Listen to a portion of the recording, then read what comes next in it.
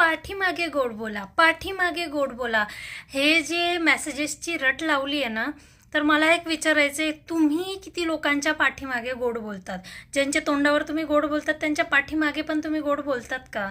नाही, शक्यच नाही आहे ते. 2 सख्ख्या बहिणी जरी असतील तरी त्यांच्यात मतभेद होतात. आपल्या आईवडिलांशी सुद्धा आपले मतभेद होतात. तर असं शक्यच नाही की कोणी प्रत्येक व्यक्तीविषयी गोडच बोलत राहील. हां, पण याचा अर्थ असं नाही की कोणी आपल्याबद्दल काहीही कितीही वाईट बोलेल तर ते आपण पुन्हा पुन्हा सहन करत राहायचं.